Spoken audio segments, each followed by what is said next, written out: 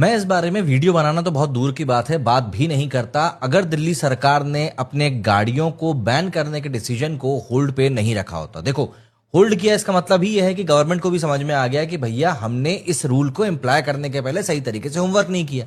तो ऐसे में अब जो और बातें चल रही हैं लोगों के जहन में, उसके ऊपर बात करना इंपॉर्टेंट हो जाता है।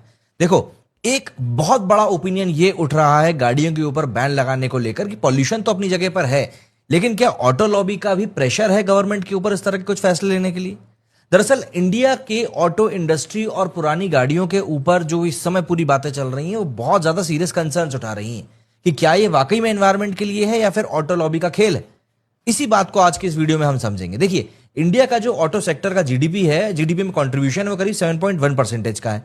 साथ ही साथ वो करीब 3.25 करोड़ लोगों को भारत में रोजगार भी देता है। इतना पावरफुल है कि ये गवर्नमेंट से अपनी बात भी मनवा सकता है। SIAM जो कि एक ऑर्गेनाइजेशन है, इसमें मारुति, टाटा, हुंडई, महिंद्रा जैसी बड़ी बड़ी ऑटो कंपनीज आती हैं। गवर्नमेंट से ये हमेशा पॉलिसी को लेकर डिस्कशंस करते रहते हैं। जैसे 2025 में कैफे रूल्स के अंडर में 33% कार्बन एमिशन कट का प्लान था 2027 तक। लेकिन इसी ऑर्गेनाइजेशन ने, SIAM ने कहा कि अरे नहीं, ये बहुत ज्यादा एग्रेसिव हो रहा है, इसको 15% तक रखो, इतना ही काफी। क्या ये ऑटो लॉबी का प्रेशर नहीं है? देखिए, इंडिया में कार आज की तारीख में एक लग्जरी आइटम मानी जाती है, यूटिलिटी कम।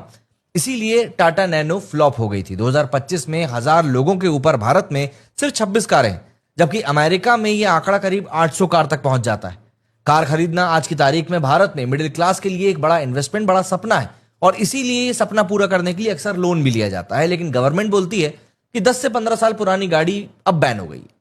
एक तरफ तो हमारी सरकार यह भी मानती है कि 80 करोड़ लोगों को अगर फ्री का राशन नहीं मिला तो वो लोग खाएंगे क्या, और दूसरी तरफ नई कार खरीदने का एक प्रेशर भी बनाया जा रहा है।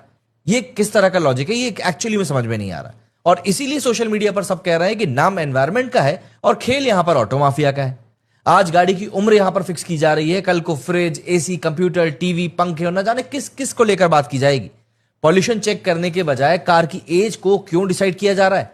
पॉल्यूशन को सही तरीके से चेक करने के बजाय कार की एज को क्यों तय किया जा रहा है? जब मुझे 14वें साल में जाकर भी PUC सर्टिफिकेट एकदम ओके मिल रहा है, तो फिर 15वें साल में जाकर गाड़ी क्यों खराब हो जा रही है? मतलब आप रोड्स और ब्रिजेस का फिटनेस चेक क्यों नहीं करते जो आए दिन गिर रहे हैं? भाई, यमुना साफ सही तरीके से अभी भी नहीं हुई है, नाले हर एक बारिश में फुल भर जाते हैं, सड़कों पे पानी भरा हुआ है, लेकिन प्रॉब्लम पुरानी गाड़ी से।